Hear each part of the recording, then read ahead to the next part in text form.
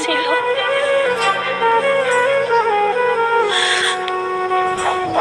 একটা কথা জানেন, আমি মসজিদে লেখা দেখছি, মসজিদে লেখা আছে জান্নাত মিলে, মন্দিরে লেখা আছে মঙ্গল মিলে, বিদ্যালয়ে লেখা আছে শিক্ষা মিলে, তারপরে রেস্টুরেন্টে লেখা আছে খাওয়ান মিলে, ফার্মেসিতে লেখা আছে ওষুধ মিলে, কিন্তু আমি কোথাও এমন লেখা পাইলাম না যে আপনাদের মিলে।